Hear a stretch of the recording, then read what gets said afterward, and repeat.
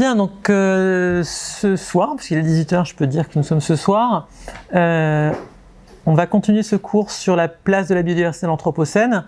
Aujourd'hui, c'est un jour particulièrement représentatif de ce dont je vais parler, c'est-à-dire de la crise climatique et un petit peu de la crise climatique et beaucoup de la crise de la biodiversité.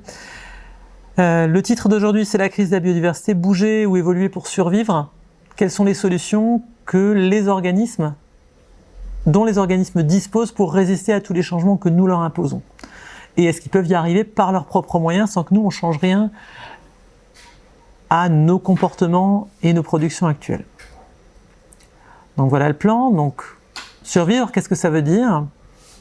Bouger pour survivre d'abord et ensuite évoluer pour survivre. Je ferai un peu plus court que j'avais prévu pour évoluer pour survivre. Vous allez voir que bouger, ça va déjà nous occuper pas mal. Alors, je peux juste le petit rappel, Donc on est bien dans une crise de la biodiversité qui est caractérisée par une diminution des populations, par exemple ici dans ces graphiques, des populations d'oiseaux, dans l'hémisphère nord, mais aussi de plus en plus fortement dans l'hémisphère sud. Si on prend par exemple le graphique C en Inde, où on voit un effondrement des populations d'oiseaux de tous les milieux où ces populations ont été mesurées. À droite, on a un volet extinction avec le long terme en partant du début du XVIe siècle. En bleu, toutes les extinctions insulaires qu'on pensait être les seules possibles, et on voit qu'à partir déjà de la fin du XIXe, on a des extinctions continentales d'oiseaux qui semblent s'accélérer à partir des 30 ou 40 dernières années. Donc on est bien dans cette situation de crise, à la fois sur les espèces elles-mêmes, mais sur les populations aussi. C'est une reprise d'un des autres cours. D'où vient cette crise de la biodiversité? De tout un enchaînement de causes, ici dans ce schéma qui est issu du rapport Living Planet du WWF, WWF d'ailleurs. On voit qu'on a des impacts sur la biodiversité, ici en orange, et ces impacts sont dus à des causes directes. Causes directes, ce sont des causes classiques: la dégradation et la perte des habitats, la surexploitation, le changement climatique, on va beaucoup en reparler, les pollutions diverses et variées, et d'autres espèces que nous transportons à travers le monde. Mais il est évident que ces causes directes, elles sont dues à des causes indirectes. La surexploitation, elle vient des activités de pêche. Ces activités de pêche, c'est notre consommation de poissons. D'accord ? Donc on est sur une chaîne, un réseau de causes lointaines jusqu'à des causes très proches. Donc en général, on ne parle que des causes directes.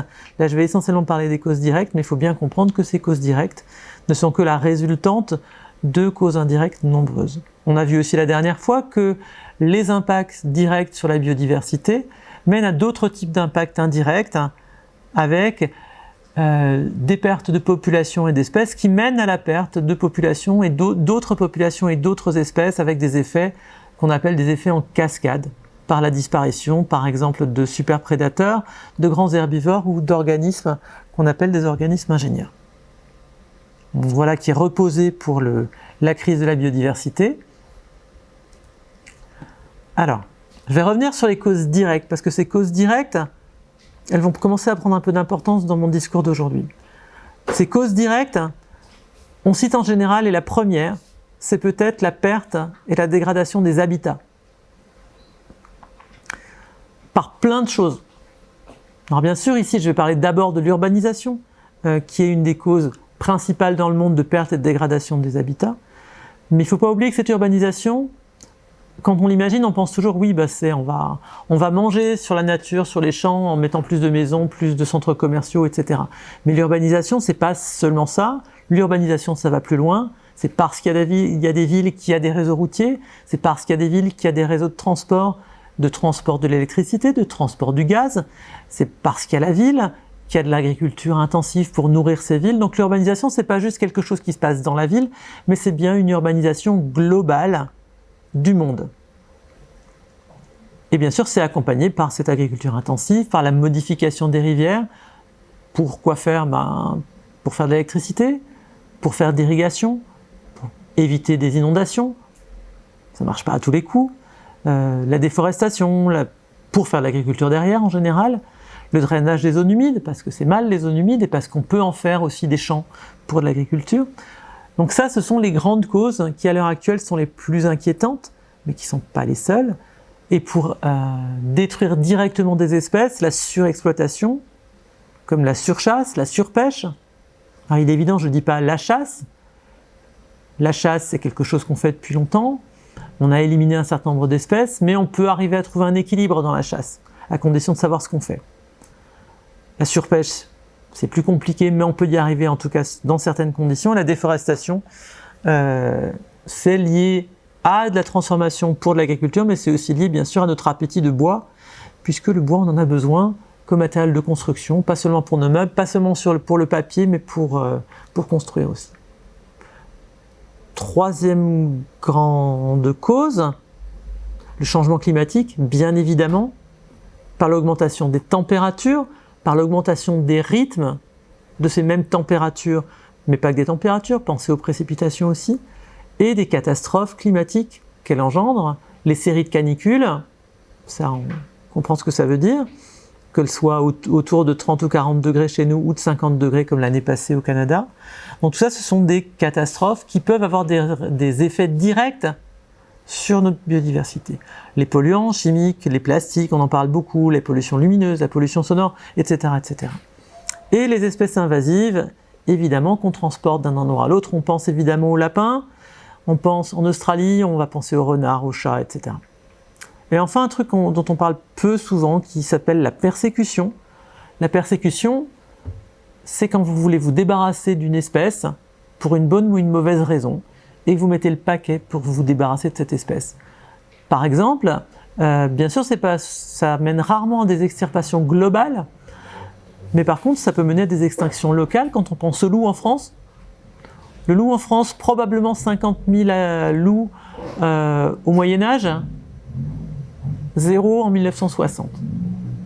Et c'est pas à cause des changements agricoles, c'est parce qu'on l'a chassé, parce qu'on l'a empoisonné, et qu'on a cherché à s'en débarrasser volontairement de cette espèce, qui revient en petite quantité, et qu'on essaye de gérer, entre guillemets, en éliminant une bonne partie des populations chaque année. Donc la persécution, c'est ça, que ce soit pour les loups, on peut comprendre qu'il y avait des raisons, peut-être pas d'aller aussi loin, mais on peut le comprendre. Pour d'autres, c'est un peu plus mystérieux. Donc voilà pour ces causes. Et le problème de ces causes, comme dans cet article de l'année dernière de Wagner et collègues, où ils sont intéressés à un groupe, les insectes, et ils ont essayé de regarder quelles sont les menaces sur les insectes pour se rendre compte qu'en fait, leur image, leur métaphore, c'est la mort par un millier de coups de poignard, parce qu'en fait, tout vient en même temps. Tout vient en même temps, le changement climatique, avec tout ce que ça entraîne en termes de sécheresse, en termes de tempête, en termes de feu, etc. La nitrification due à notre modèle agricole, les polluants, les espèces introduites, tout ce que je viens de dire. Mais ce qui est important, c'est que ça agit pas séparément, ça agit en même temps. Le monde, il change ensemble. C'est ça l'anthropocène, c'est un monde qui change par tous ces aspects. C'est pas juste un à la fois. Et donc on a une forme de synergie destructrice des pressions anthropiques. Et face à ça, qu'est-ce qui peut se passer? Alors, les sociétés humaines peuvent relâcher une certaine partie de ces pressions. On peut peut-être revenir sur notre modèle agricole. Peut-être. On peut arrêter de faire la déforestation. Peut-être. On peut arrêter d'utiliser des pesticides, mais si on veut nourrir beaucoup de monde, il va falloir continuer. On peut arrêter d'urbaniser, on peut arrêter peut-être des choses. Le changement climatique, on ne l'arrêtera pas à court terme, et pas mal d'autres phénomènes qui ne seront pas arrêtables, en tout cas pas partout dans le monde, quelle que soit notre volonté. Et donc, la question se pose, est-ce que la biodiversité a des moyens de s'en sortir malgré cette synergie? Et comment? Comment est-ce qu'on peut survivre à cette crise de la biodiversité? Il y a globalement 4 possibilités, j'en ai peut-être oublié. Mais face à toutes ces pressions, les espèces, que ce soit des microbes, que ce soit des plantes ou des animaux, peuvent chercher à résister sans changer, à résister sur place jusqu'au dernier. On va voir quelques exemples. Elles peuvent choisir de bouger aussi. Elles peuvent aussi s'adapter par plasticité, on va voir ce que ça veut dire dans un instant. Et enfin, elles peuvent aussi s'adapter en évoluant, en changeant. Alors résister, là je vais vous donner quelques exemples de fourmis, un type de ceux que j'aime bien, avec une collègue polonaise qui s'appelle Madame Grzes, je ne sais absolument pas comment ça se prononce, on va l'appeler Irina, qui a travaillé pendant et qui travaille depuis 30 ans maintenant sur le métabolisme des métaux lourds chez les fourmis, en particulier dans les zones minières polonaises qui sont assez nombreuses, mines de charbon, mines de métaux, etc. Et les métaux auxquels elle s'est le plus intéressée, c'est un métal qui s'appelle le cadmium, qui est utilisé dans pas mal d'industries différentes et qui est toujours utilisé, et qui est un métal qui a des effets toxiques, y compris sur l'être humain, mais bien entendu aussi sur l'ensemble de la faune. Donc ce cadmium, là on est près de mines de charbon, et quand on extrait du charbon, on produit un grand nombre de métaux lourds, notamment le cadmium. Et donc le graphique que vous avez devant vous, Irina, elle a mesuré la concentration de cadmium dans le sol, ça c'est l'abscisse, et pour leur donner, elle a mesuré la concentration de cadmium dans le corps des fourmis.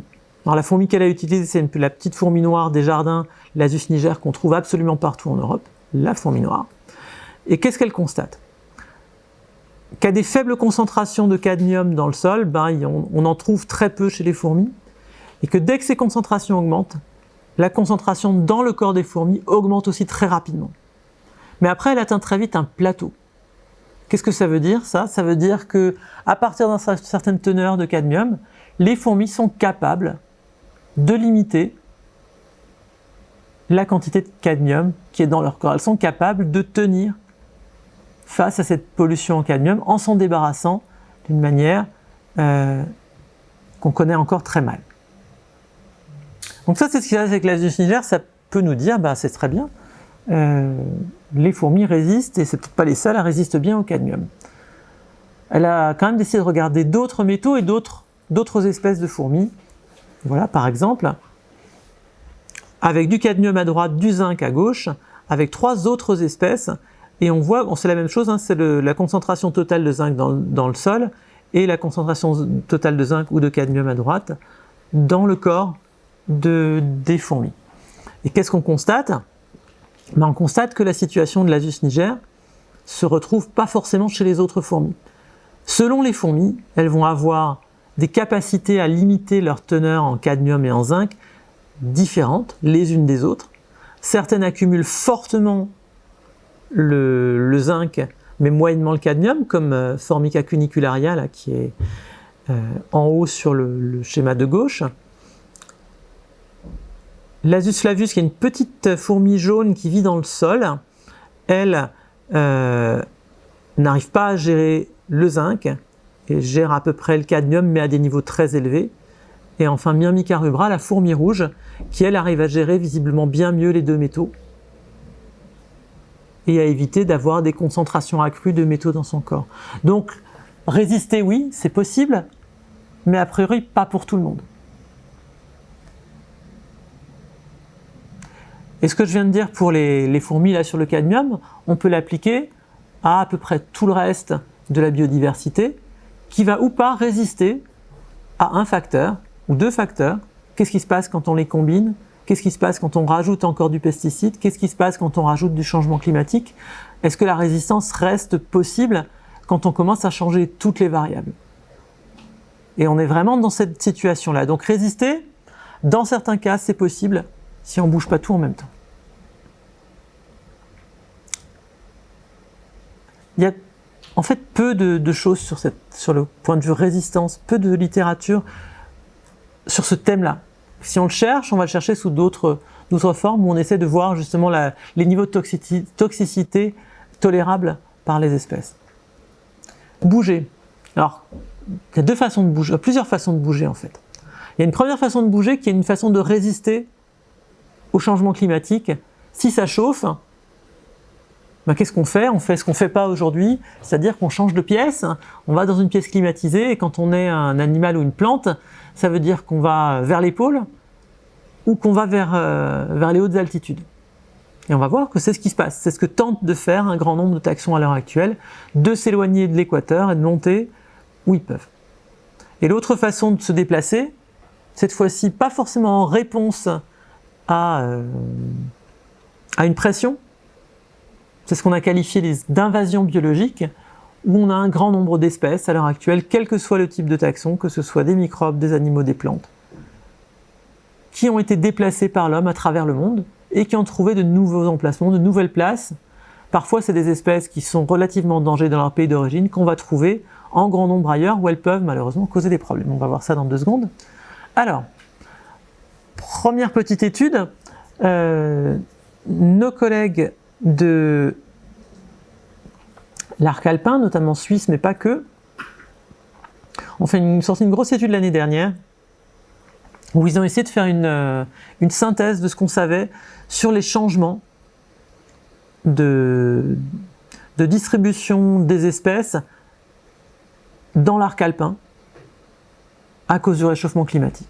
Donc la première chose qu'ils nous montrent sur ces graphiques, qu'est-ce que c'est? C'est en haut, en rouge, je vais le trouver, non c'est à gauche, donc c'est bien en rouge, c'est l'augmentation des températures de printemps entre 1970 et là 2020.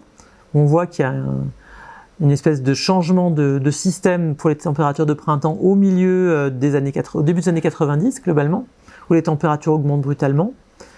Et à l'inverse, la courbe noire, qui est le nombre de jours de fonte des neiges.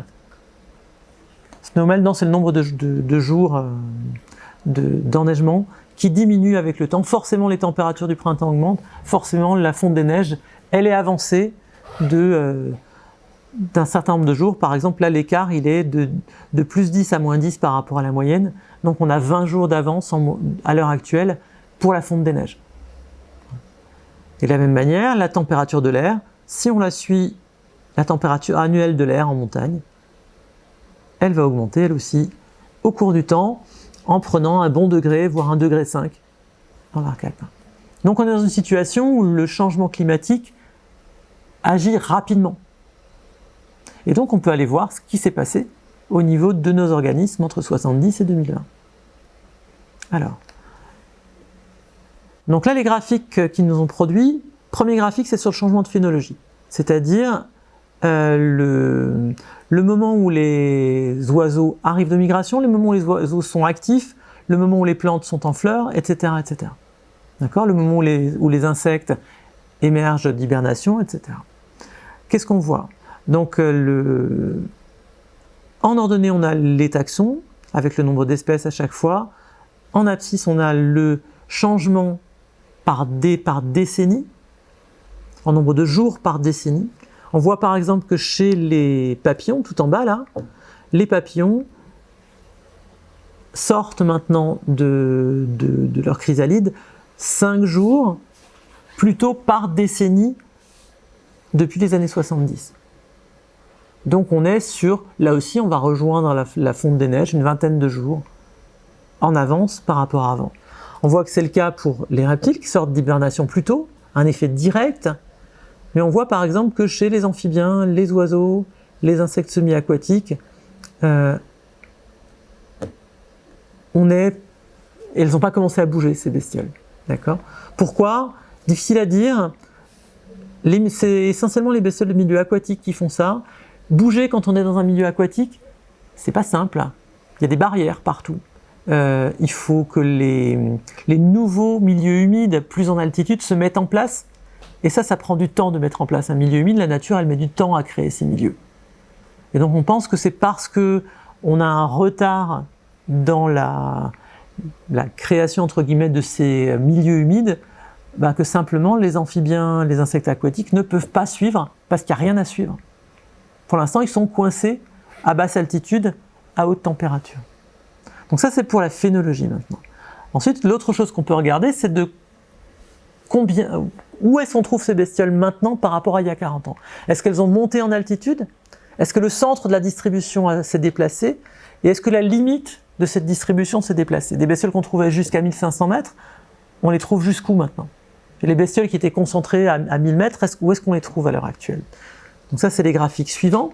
On va regarder celui de gauche. Là encore, on reprend un certain nombre de groupes. L'optimum, donc ça, c'est le milieu de la distribution.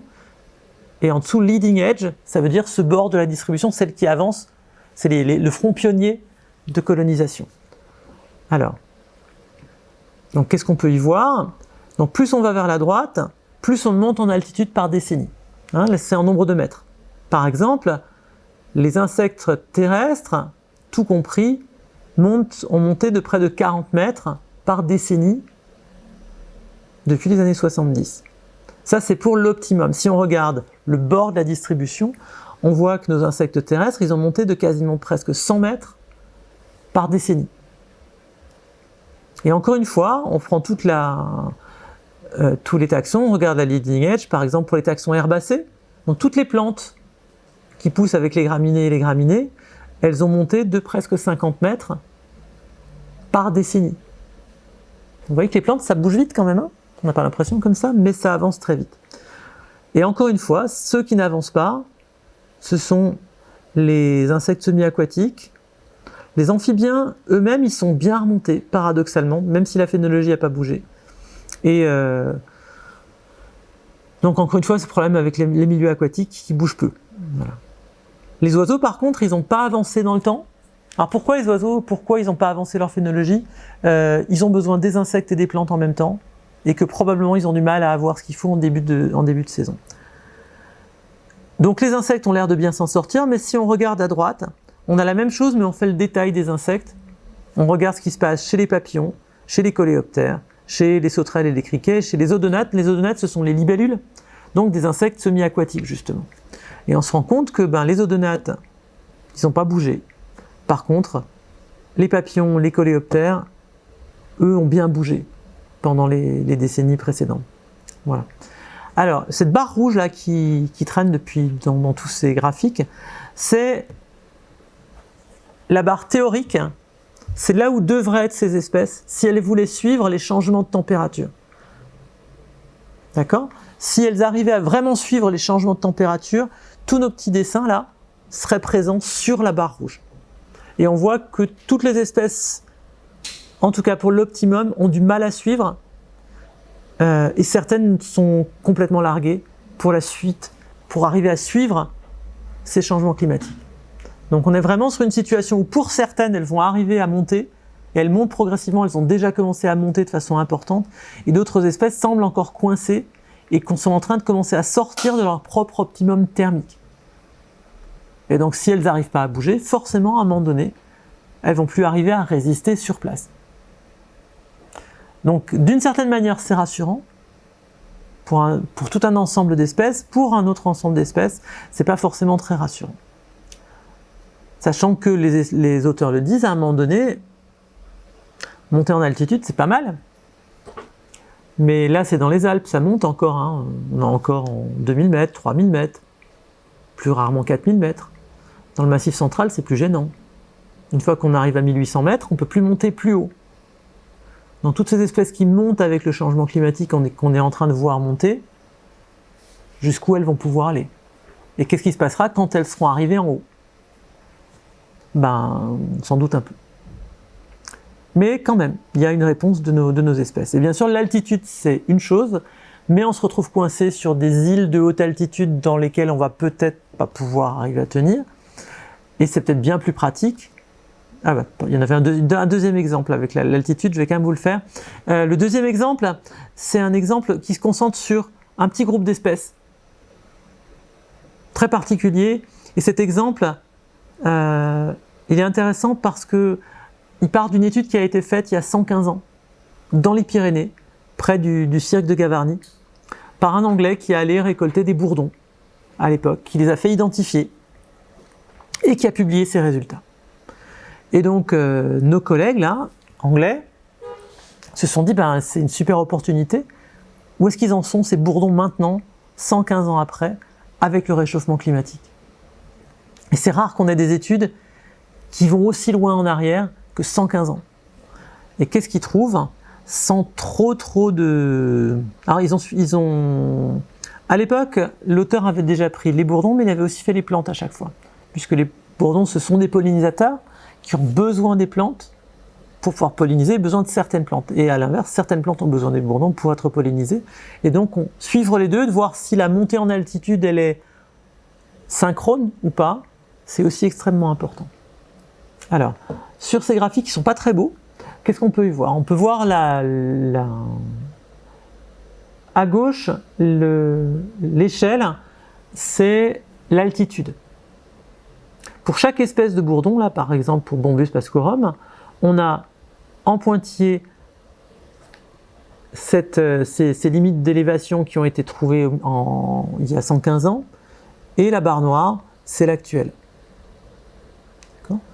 On se rend compte que dans de nombreux cas, effectivement, on voit, pas partout, pas toutes les espèces, mais une partie des espèces ont réussi à grimper en altitude. Toutes vont au moins augmenter l'altitude maximale à laquelle on les trouve aujourd'hui, sauf quelques exceptions comme ce Bombus humilis et quelques autres encore. Mais globalement, les bourdons montent et regardez les plantes qui sont en face. On a quelque chose de très similaire, voire d'encore plus marqué que ce qui se passe chez les bourdons. Donc les bourdons, ils ont besoin de monter à la fois parce que ça se réchauffe, mais parce que les plantes dont ils se nourrissent sont en train de monter aussi. Alors voilà des graphiques un peu plus complexes. Les auteurs sont aussi intéressés à qu'est-ce que font les bourdons et comment est-ce qu'ils visitent les plantes. Ils ont pris l'exemple de 3 plantes, un aconite, un chardon et un circe, sur lesquelles les bourdons vont polliniser. Et ils ont regardé en fonction de l'altitude et en fonction des époques où est-ce qu'on va retrouver les visiteurs de bourdons. Et si on regarde par exemple l'aconite qui est là, alors en brun on a la répartition actuelle de la plante, en vert la répartition d'il y a 115 ans. On voit que cette répartition, elle a bougé vers le haut. Les bourdons en 1889, sans surprise, ils visitent les fleurs à cet étage-là, et les bourdons actuels, sans surprise non plus, ils vont visiter les fleurs. Et pourquoi il y a plusieurs couleurs? C'est pour plusieurs espèces de bourdons. Les espèces sont reprises là-haut, mais je ne vais pas faire dans le détail. Et on voit le même effet chez les autres fleurs. Donc on est sur des systèmes où l'ensemble des espèces, vous voyez que ce n'est pas forcément les mêmes espèces avant et après, mais globalement on est sur un système où l'ensemble de la communauté grimpe et les interactions entre les membres de la communauté sont conservées, au moins en partie. Alors, le suivant. Cet article-là, qui a 10 ans maintenant, a essayé d'avoir une vision globale, à la fois sur ce qui se passe en latitude et en altitude. Donc là, on vient de voir ce qui se passe en altitude. Là, ce qu'ils ont fait, c'est, dans les deux graphiques, en abscisse, c'est ce à quoi on s'attendrait comme mouvement des espèces à cause des changements de température. On sait à peu près les optimums de température pour les espèces. Donc si la température augmente, les espèces, elles devraient monter à ce niveau-là. Donc ça, c'est l'attendu, c'est ce qu'on a en abscisse. En ordonnée, c'est ce qu'on a vraiment vu. Et leur objectif, c'est de savoir est-ce que ça correspond vraiment. Est-ce que l'optimum des bestioles les force à suivre, ou est-ce qu'il y a autre chose qui se passe? On voit que pour la latitude, globalement, les espèces suivent la latitude quand on le mesure, avec quelques petites exceptions, évidemment. Et je vais juste regarder ce que c'est le petit triangle. Oui. Bon, c'est drôle et pas drôle à la fois, le petit triangle noir qui est là, qui n'arrive pas à monter en latitude, qui n'arrive pas à suivre le changement climatique, ce sont les mollusques. Donc les escargots, visiblement, ils ont du mal à suivre. De l'autre côté, sur l'altitude, alors que là, on vient de voir des exemples là, dans les Alpes où ça fonctionne bien, là, la relation, elle est un peu moins forte. Il y a vraiment des groupes qui ont du mal à suivre les élévations de température. Quelques exemples. Observez. Donc, tout ça, ça se passe en Angleterre, j'ai oublié de le préciser. Alors en Angleterre, évidemment, Les altitudes, elles sont aussi corrélées avec la latitude, puisqu'on est plutôt sur des choses basses dans le sud de l'Angleterre. Dès qu'on arrive en Écosse, là-haut, on commence à être sur l'eau. Désolé pour la confusion entre Angleterre et Grande-Bretagne. Alors, ils ont regardé ce qui se passait aussi sur quelques groupes. Par exemple, en A, les araignées. Là encore, toujours le même... là, c'est le pourcentage d'espèces chez qui on a observé un changement de latitude. Et quel est ce changement de latitude? Donc, pour la plupart des espèces, là où on a le mode, là, chez les araignées, on a bougé d'une centaine de kilomètres vers le nord. Certaines sont allées plus vite, d'autres traînent à l'arrière. Pour les papillons, là aussi, une bonne partie des espèces s'est déplacée de 50 km vers le nord ou de 100 km vers le nord. En bas à gauche, les coléoptères suivent pas mal le changement climatique. Par contre, les criquets, là, il y en a un certain nombre qui suivent aussi. Donc on voit que la réponse des espèces à ce changement climatique, c'est de suivre, de monter vers le nord, certaines rapidement, d'autres moins vite et d'autres pas du tout. Sachant qu'il y a probablement, comme on est en Angleterre, d'autres espèces qui arrivent par le sud. Et il y en a effectivement de plus en plus en Angleterre qui arrivent par le sud et qui vont rentrer dans ces graphiques dans les années qui viennent. Autre article, Le Noir et collègues, encore de l'année dernière,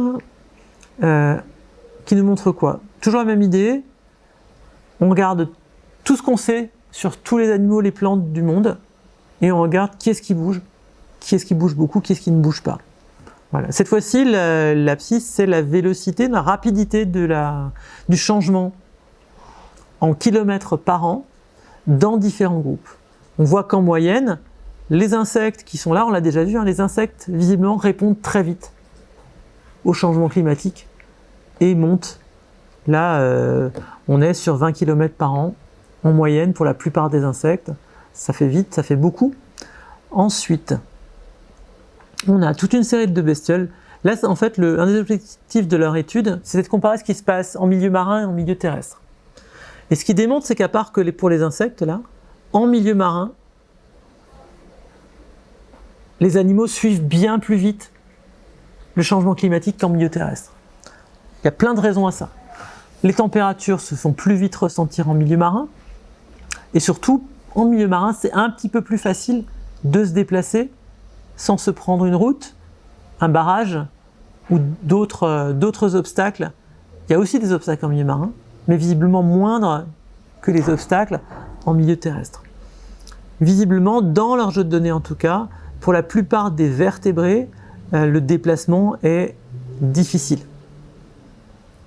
Je ne vais pas faire le détail de ça, mais globalement, le message, c'est que le déplacement vers les pôles est facile pour certains groupes, difficile pour d'autres. On a une variabilité forte, sachant que quand les animaux se déplacent ou les plantes se déplacent, la communauté complète avec laquelle elles ont évolué ne peut pas se déplacer à la même vitesse. Donc on va avoir des effets de retard et des problèmes pour certaines espèces qui ne trouveront plus les autres espèces avec qui elles font affaire nécessairement pour leur écologie. Alors, autre façon de bouger, donc là on a vu que les espèces se déplacent à cause des changements de température, que ce soit vers les pôles ou vers les sommets. On peut aussi se déplacer d'une autre manière quand on est une espèce de n'importe quoi, qu'on soit une bactérie, qu'on soit un virus. On l'a vu il n'y a pas si longtemps que les virus, ça se déplace pas mal, assez vite et assez indépendamment du réchauffement climatique. En gros, vous avez certaines espèces qui trouvent de nouvelles opportunités ailleurs. Et elles sont transportées en général par des gens, soit volontairement, soit involontairement. Et le graphique que je vous montre, c'est des collègues j'allais dire des collègues suisses qui ont été une erreur. Ils travaillent tous les trois à Lausanne, mais on a 2 Lyonnais et une Allemande. Donc, nos collègues ont voulu essayer de savoir quel était le lien entre les invasions biologiques et les activités économiques humaines. Qu'est-ce qui fait qu'on a des invasions biologiques? Ils ont voulu regarder ça chez les insectes, chez les plantes, en utilisant des données de première mention de l'espèce dans un endroit qui n'est pas son endroit d'origine. Alors là, ce qu'ils ont voulu faire, ils ont voulu faire un peu de statistiques compliquées, mais c'est important de le faire. La ligne, que je ne me trompe pas, la ligne rouge, je vais la retrouver, la ligne verte, c'est un modèle qui assume une sorte de modèle nul de transfert de population ou d'espèces nouvelles à d'autres endroits. Le rouge, c'est la réalité. Alors pourquoi faire ce modèle? C'est parce que il y a plus d'observations actuellement qu'il y avait d'observations il y a 100 ans. Il y a plus d'observateurs, il y a plus d'occasions d'observer. Et donc c'est pour ça qu'on peut avoir l'impression de phénomènes bien plus amples que ce qu'ils ne sont en réalité. Et ces occasions d'observation forment un énorme biais et il faut pouvoir en tenir compte. Et donc ils ont corrigé leur modèle pour tenir compte de ces biais.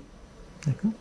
Donc, qu'est-ce qu'ils ont pu observer? C'est qu'en fait, le nombre d'espèces déplacées nouvelles chaque année a augmenté de façon exponentielle entre 1900 et 1918, puis ensuite on a une chute probablement pendant la Première Guerre mondiale, l'économie est repartie, et puis crac, la Grande Dépression dans les années 30, le nombre d'espèces invasives diminue, amplifié par la Seconde Guerre mondiale, et ensuite, tout doucement, la mondialisation actuelle est en train de reprendre, et avec elle, le trafic d'espèces en tout genre.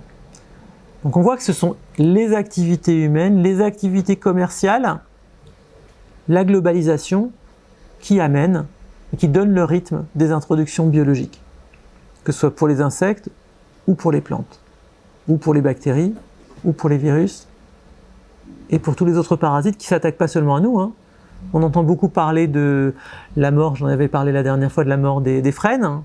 Tout ça, ce sont des maladies qui proviennent d'autres endroits et qu'on amène par le trafic des plantes et par le déplacement des êtres humains. Donc, quand on amplifie les déplacements, ben forcément. Alors, toutes les espèces invasives ou envahissantes, on peut les appeler de façon plus neutre, exotiques envahissantes, toutes ces espèces ne viennent pas toutes seules. Toutes les espèces ne sont pas non désirées. Une grande partie de ces espèces vient désirer, vient acheter. Par exemple, en discutant en début de semaine avec Frédéric Ségur, qui est un grand spécialiste des arbres de la métropole lyonnaise, et on parlait par hasard d'une plante méchamment invasive à l'heure actuelle qui s'appelle l'élante, hein, qui pousse à peu près partout en ville et qui pousse même quand il n'a rien, pas de sol, rien du tout. C'est un héros des villes. Cette élante, on l'arrache partout où on peut à l'heure actuelle parce que c'est un méchant invasif. Mais en fait, au 19e siècle, il était planté en arbre d'alignement, notamment à Paris. Et il semble avoir disparu en tant qu'arbre d'alignement suite à une maladie qui l'a fait disparaître. On ne sait pas laquelle, on ne sait pas pourquoi. Donc nos invasifs, parfois on les a amenés, pour la plupart d'entre eux, volontairement, pour une certaine raison. Sauf qu'après, ils sont allés vivre leur propre vie pour ceux qui ont pu. Pour les renoués du Japon, c'est exactement la même chose. Donc ça, c'est vraiment celle qu'on amène volontairement. Et on continue à amener des plantes. On continue à en amener qui amènent leurs propres parasites avec elles, qui peuvent infecter nos propres plantes. Et il y a un nombre d'exemples impressionnants à l'heure actuelle sur ce sujet-là. Donc voilà pour le sujet des invasions biologiques. C'est des espèces qui se déplacent, qui changent les faunes partout où elles vont, qui en créent de nouvelles, qui ont le potentiel de faire disparaître d'autres espèces avec qui elles sont en compétition ou qu'elles prédatent. Mais c'est une solution aussi pour pas mal d'espèces. On a quelques auteurs à l'heure actuelle qui trouvent ça vachement bien, qu'en fait, avec l'arrivée de nouvelles espèces invasives, on augmente en fait la biodiversité dans nos pays en particulier. À partir du moment où on ne perd pas d'espèces, tout ce qui s'ajoute, c'est de la biodiversité en plus. Certains partent de l'idée que nous sommes, particulièrement en Europe, hein, pas partout dans le monde, particulièrement en Europe, dans une partie du monde qui est encore sous les effets de la dernière glaciation en termes de nombre de biodiversité présente, avec une biodiversité appauvrie, et que finalement, toutes ces espèces qui arrivent ne font que remettre une faune qui avait disparu suite aux grandes glaciations. Pas la même, mais plus de diversité. Hein, si on compare à l'Amérique du Nord, on n'a pas autant d'espèces d'arbres, de loin par. C'est ridicule le nombre d'espèces d'arbres en Europe par rapport à l'Amérique du Nord. Les poissons d'eau douce, c'est pareil. Toute une série de faunes comme ça, où on est petit, on a été entièrement congelé, et la recolonisation s'est faite difficilement. Donc pourquoi pas? De toute manière, ces espèces qui s'adaptent à l'homme, qui sont invasives, qui sont capables de résister, qui sont capables, on va le voir, d'évoluer et d'être plastiques, c'est celles avec qui on va devoir faire affaire, nous, pour les siècles qui viennent. Alors, toujours sur de bouger, sur de nouveaux mondes, parfois les invasions, c'est simple, évident, les lentes, la renouée du Japon, parfois c'est plus compliqué que ça. Donc là, l'exemple que je vous montre, c'est un exemple qui est tiré de la recherche qu'on fait au laboratoire, qui est un travail d'une de mes anciennes doctorantes, Marion Cordonnier. Et nous, on a travaillé sur des petites fourmis du genre Tetramorium dans la vallée du Rhône, parce qu'on s'était posé une question un petit peu compliquée. À Lyon, on a deux espèces qui sont présentes, Tetramorium cespitum, c'est les bases qui est représenté en bleu, Tetramorium immigrans qui est représenté en rouge, et sur Lyon, Tetramorium immigrans, elle est en ville, Tetramorium cespitum, elle est en dehors des villes. Et entre les deux, dans la zone juste périurbaine, on a des hybrides entre les deux espèces. Alors comment est-ce que c'est possible qu'une espèce puisse être uniquement en ville? C'est pas logique. Si elle n'est pas à la campagne qui est autour, c'est qu'elle vient d'ailleurs. Voilà. La ville, qu'est-ce qu'elle a de particulier? Elle est globalement plus chaude que la campagne autour. Donc la raison, c'est une invasive qui vient d'ailleurs, mais la question c'est d'où est-ce qu'elle vient? Et donc ce qu'on a fait, c'est qu'on a échantillonné des tétramoriums dans toute la vallée du Rhône, là, dans les 19 villes qui sont là, un total de, je crois, 1700 nids, 1800 nids visités. Et ensuite, on a fait des travaux d'identification à partir de la génétique. C'est assez compliqué à identifier. Là, j'ai pas les indications sur les hybrides. Simplement, qu'est-ce qu'on y voit? On voit que dans la partie sud, donc on va dire à partir de 1, 2, 3 villes au sud de Lyon, donc à peu près à partir de... Là, on va arriver à Valence, plutôt à Montélimar. On a les communautés avec 1, 2, 3, 4, 5 espèces, avec les jaunes, là, les Tetramorium semi-lévés qu'on ne trouve pas plus au nord. Dans les 4 villes les plus au sud, on n'a pas ce fameux Tetramorium cespitum, qui n'apparaît qu'à partir de bien plus haut, c'est Montélimar, je pense, où apparaît le cespitum. Ensuite, on perd toutes les autres espèces, celles qui sont semi-lévées, fortées, on les perd dans le nord de la vallée du Rhône. On se retrouve avec face à face immigrans et cespitum. Et là, c'est pas révélé sur ce graphique-là, mais à partir de globalement Valence, on retrouve immigrants essentiellement en ville et cespitum essentiellement à la campagne. Donc il est possible que cette bestiole ne soit pas invasive, mais qu'elle soit présente depuis toujours à la campagne dans le sud de la zone méditerranéenne, mais qu'elle ait profité de l'existence de villes pour elle-même commencer à remonter en altitude tranquillement. Alors comment est-ce qu'elle est remontée en altitude tranquillement? Soit par ses propres moyens, les rennes volent très bien, elles peuvent se déplacer, simplement, quand on ne les trouve pas à la campagne, ça veut dire que bon, elles ne font pas non plus des sauts de 50 km, quoi, les rennes en question. Donc une des possibilités, c'est qu'elle soit remontée toute seule. L'autre possibilité, c'est une bestiole qui le fait très bien. Elle aime bien nicher dans des pots de fleurs, nicher dans la terre. Et quand vous la déménagez, moi ça m'est arrivé, j'en avais sur mon balcon. J'ai déménagé, j'ai ramené mes jardinières. Mais la colonie, ça ne l'a pas dérangée, elle a recommencé sa petite vie de colonie sur mon nouveau balcon. Et donc c'est des bestioles qui se trimballent facilement dans le sol, d'un endroit à un autre, au point que Tetramorium immigrans, c'est une espèce qui a envahi les États-Unis à la fin du 19e siècle. Là aussi, sûrement parce qu'elle a été transportée avec du sol en provenance d'Europe. Donc à ce stade-là, on ne sait pas trop par quels moyens elle est parvenue jusque là-haut. Les études génétiques ne sont pas hyper claires. Il est possible qu'elle soit venue grâce à nous, mais ce n'est pas totalement certain. Elle existe aussi à Paris. Donc là, on a échantillonné aussi. On n'a pas encore les résultats génétiques. Et à Paris, on a là aussi un îlot d'immigrants dans Paris et la proche banlieue.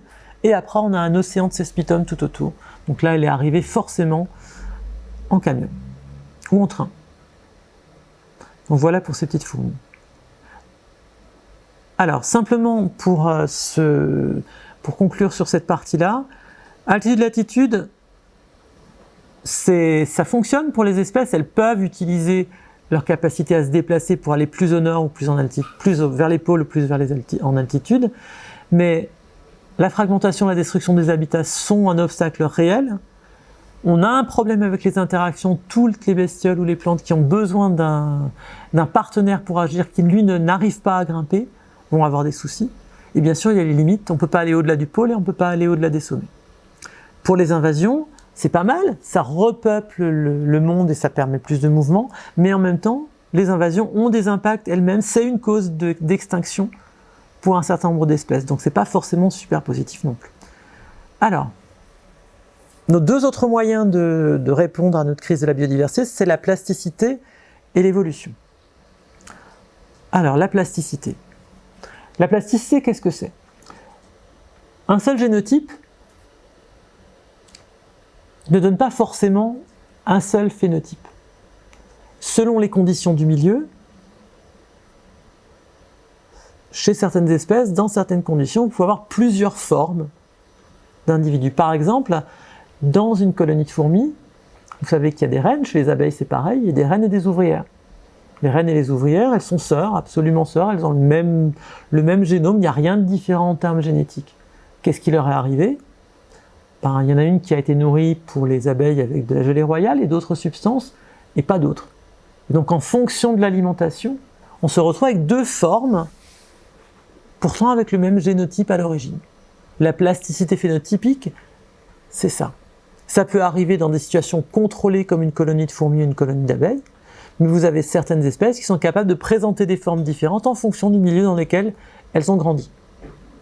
Donc ça, c'est une forme d'adaptation. Donc les graphiques vous montrent exactement ça. Si vous avez une condition environnementale avec deux possibilités, et que vous avez des phénotypes qui sont plus ou moins efficaces, là, le graphique là, il est essentiellement sur la valeur, la performance du phénotype. Quand c'est non plastique, vous pouvez mettre votre bestiole dans deux environnements différents, elle sera exactement pareille. Ça, c'est le premier graphique, on reste plat. Quand c'est adaptatif, qu'il y a une vraie plasticité qui sert à quelque chose dans les conditions dans lesquelles on place les bestioles, on va avoir un changement, soit de performance, soit d'aspect. Et après, vous pouvez avoir de la plasticité non adaptative qui va décroître les performances en fonction des milieux. Donc ça existe. On va remontrer un exemple avant de regarder l'évolution. L'évolution, je vais y revenir. La différence entre plasticité et évolution, c'est que l'évolution, si on veut le faire très vite, se passe sur plusieurs générations. On part de X génotypes qui vont donner Y génotypes différents au bout du processus évolutif et au fur et à mesure du processus évolutif. Alors, la plasticité aussi, il peut y avoir des effets sur plusieurs générations, mais je ne vais pas en dire grand nombre. Une des grandes différences entre les deux, c'est que l'évolution, pour fonctionner, elle a besoin d'un certain nombre de conditions. Premièrement, il faut qu'il y ait de la variabilité de génotype. Si tout le monde a le même génotype, l'évolution, elle ne peut pas se passer. D'accord ? Il n'y a pas de base sur lesquelles faire des choix pour faire du tri pour la suite. L'évolution, elle fonctionne par la sélection naturelle. La sélection naturelle, c'est un phénomène très simple et tout à fait mathématique. Il n'y a rien de mystérieux. C'est pas une théorie fumeuse. On l'a vu avec le Covid. Hein. Quand vous avez un variant qui arrive, qui est plus efficace à infecter des patients qu'un autre variant, il prend le dessus sur le variant moins efficace. Et c'est ça la sélection naturelle, c'est rien de plus que ça. D'accord ? Si vous avez deux génotypes qui fonctionnent différemment, qui ont des performances différentes, celui qui a le moins de performances globalement, qui a le moins de capacité à se reproduire et à aller dans la génération suivante, va baisser en nombre par rapport aux autres. C'est juste ça la sélection naturelle. Mais pour qu'il y ait sélection, il faut d'abord qu'il y ait variabilité. Et pendant tout le Covid, quand on nous a parlé de mutation, etc., que ça faisait peur et tout ça, c'est parce que la mutation, ça crée de la variabilité. C'est pas la seule source de variabilité, il y en a d'autres, mais c'est la source principale pour un virus de variabilité. On a aussi eu très peur pendant le Covid qu'il y ait des recombinaisons virales, qui est une autre façon de faire de la variabilité. D'accord ? Je ne change pas mon génome petit à petit avec des mutations qui s'accumulent, mais tout d'un coup, je viens mettre un gros bloc de génome autre et qui va complètement changer le jeu. D'accord? Donc, source de variabilité, ça c'est important. Et là, j'en ai mis migration. Quand les animaux, les plantes, les virus bougent, c'est là qu'ils peuvent se recombiner.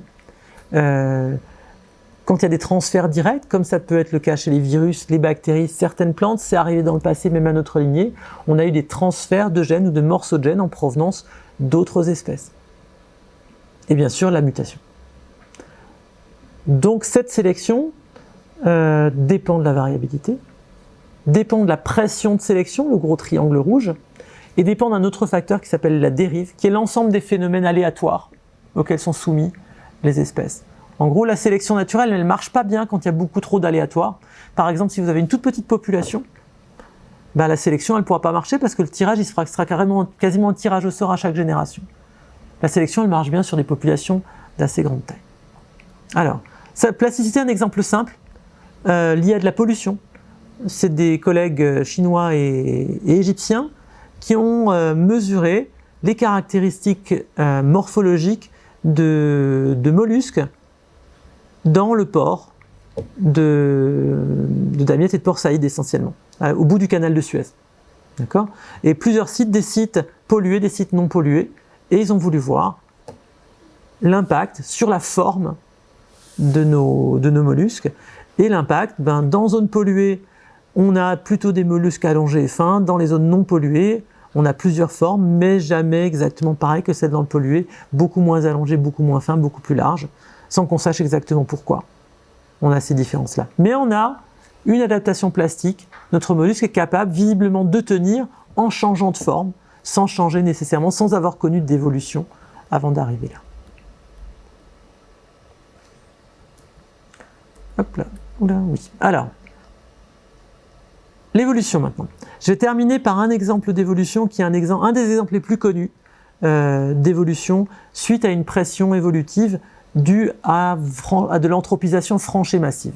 D'accord ? C'est le cas des papillons qui subissent ce qu'on appelle du mélanisme industriel. C'est un ensemble de publications, je vais en faire un bref petite histoire en 5 minutes, on va voir si j'y arrive. Alors, on va passer tout de suite là. En gros, dans les années 1840, on a commencé à repérer en Angleterre des formes noires d'un papillon qui a toujours été blanc avec juste un petit peu poivré de gris et de noir. Ce papillon, c'est Bisson betularia, betularia comme le bouleau.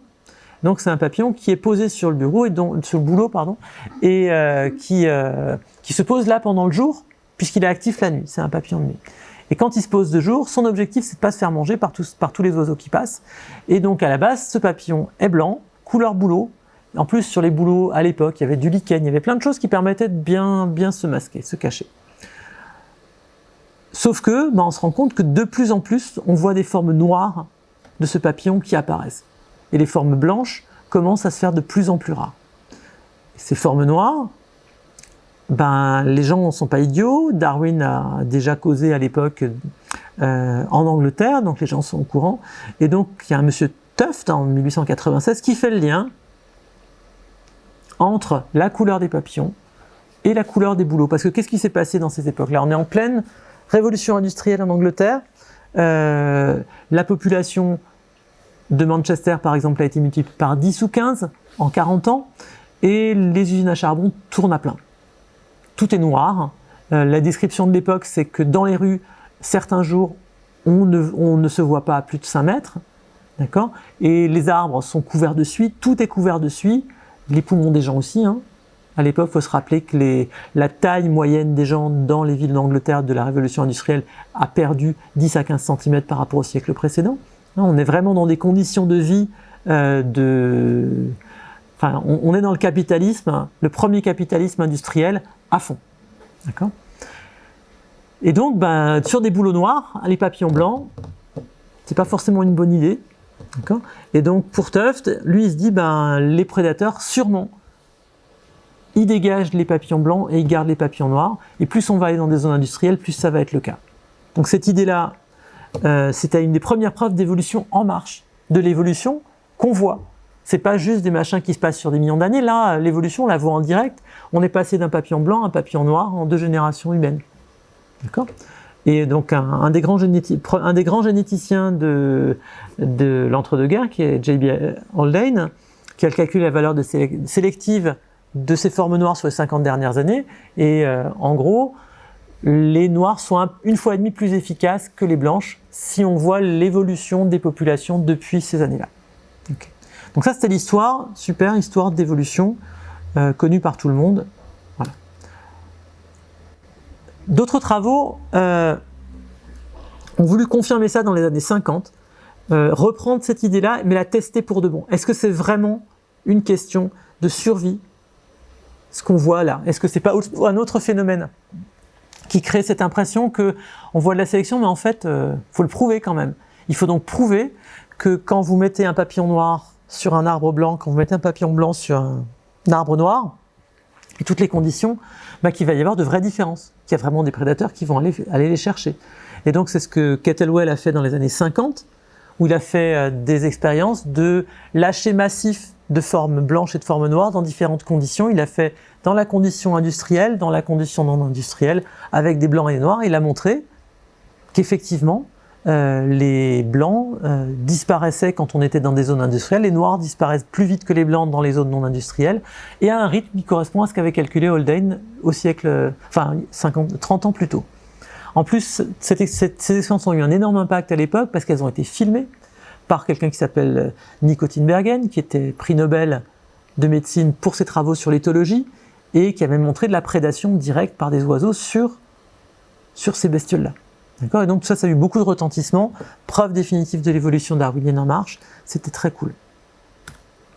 Ensuite, en 98, on a un autre biologiste, un autre évolutionniste, M. Majrus, qui a fait un bouquin, Mélanisme, évolution en action, sur lequel il revient là-dessus, et dans son bouquin, il dit « Ouais, tout ça c'est génial, mais bon, il faudrait quand même arriver à le prouver vraiment pour de bon, quoi, une bonne fois, parce que il n'y avait pas assez de bestioles, il avait mis trop de bestioles en même temps, dans les années 50, pour tester son truc, peut-être qu'il y a un autre effet. » Et en fait, il doutait pas de tout ça, Majrus, mais ça a semé le doute dans la communauté, et ailleurs, les créationnistes américains étaient déjà là. Ouais, il y a plus d'évolution, toute la grande preuve de l'évolution s'effondre, c'est la fin, voilà, Dieu a tout créé, donc c'était très bien. Mais Majrus, tout ça, ça l'a un petit peu mis à mal, et donc il a décidé de refaire les expériences de Kettlewell, mais de les faire bien, avec de bien plus grande ampleur. Il redémontre les résultats de Kettlewell, mais malheureusement, il meurt avant la publication de ses résultats. Donc c'est de ses amis, de ses collègues, avec l'aide de son épouse, qui arrive à reconstituer tout ça à partir de diapos, de congrès, etc. et à recomposer son histoire. Et il montre, effectivement, voilà le graphique de Majrus, la différence de survie entre les deux types. Alors lui, il les a observés une à une dans des cages, il les posait le soir, il les posait sur les arbres, dans une cage pour pas qu'ils s'envolent, il enlevait la cage le matin, et il regardait s'ils étaient encore là 4 heures après. Donc c'est vraiment des vraies mesures de prédation, avec des observations d'oiseaux, 200 observations d'oiseaux en train de chercher les bestioles, il n'y a plus aucun doute. Mais là vous voyez que sur mon schéma, les blancs, c'est la survie à gauche. Et bien les blancs, ils survivent mieux dans son expérience. En fait là on est dans les années 90-2000, on a encore des noirs, mais plus beaucoup, il faut aller les chercher, et ils se font dégager beaucoup plus vite, parce que le mélanisme industriel s'est terminé. Regardez ce qui se passe avec les populations de noirs. Là, on suit simplement, dans les années 50, là où il y a de la hachure, c'est là où vous avez une majorité de noirs. Dans les années 50, autour de l'Angleterre du Nord, ils sont hyper majoritaires. Puis on avance dans les années 80, 90, et on voit que les noirs disparaissent. Et disparaissent quasiment entièrement. Maintenant, c'est devenu une forme très rare en Angleterre. C'est fini le charbon. C'est fini la noirceur de la suie. Donc on est revenu en arrière, et l'évolution, elle est revenue en arrière aussi, puisqu'il y avait encore des blancs qui avaient des zones refuges non industrielles, et ils ont recolonisé la forme noire, elle n'a pas réussi à tenir, comme le montrent les expériences de Majrus face à tout ça. Donc voilà un bon exemple d'évolution en marche, de bestiole qui a réussi à tenir jusqu'à la fin de la pression, et qui est revenu sous une forme différente qu'elle avait acceptée. Et il y a plein d'exemples d'évolution face à l'anthropisation. En milieu urbain, on en trouve de plus en plus, ainsi que pour les résistances aux pesticides, aux polluants, aux médicaments, à tout ça. Il y a plein de bestioles qui évoluent continuellement face à ce qui leur arrive à l'heure actuelle. Toutes ne survivront pas, toutes n'auront pas une aussi belle histoire que celle de nos petits papillons. Voilà. Et j'avais juste une conclusion. Donc c'est possible c'est pas impossible, enfin c'est pas impossible de résister, mais quand on a trop de pression, c'est pas possible. Bouger, c'est possible, mais c'est compliqué. Et s'adapter, la plasticité finalement, elle arrive aux mêmes limites que la résistance. S'il n'y a pas de nouvelle variation qui est créée, ça ne va pas suffire. Et donc évoluer, oui, c'est possible, il y en a qui y arrivent, qui poussent, mais le temps manque, les pressions sont fortes, l'évolution a besoin de temps. Là, les papillons, en fait, pourquoi c'est allé aussi vite cette évolution ? Il semblerait qu'il y ait des études de génétique qui ont été faites par la suite. Cette mutation qui a donné du noir, en fait, c'est un transfert de gènes au sein du génome du papillon qui a permis de passer du blanc au noir complet en probablement une génération de papillons. Et probablement au début du 19e, d'après les calculs de génétique, ça s'est passé au début du 19e. Et ça a enchaîné tout de suite. Il y a eu cette chance d'avoir la variabilité qu'il fallait au bon moment, au bon endroit. Après, il y a eu d'autres exemples de mélanisme industriel qui montrent que par différentes façons, il y a des espèces qui y arrivent. Mais encore, une pression, c'est facile. Multipression, c'est difficile. Voilà, je vous remercie beaucoup de votre attention.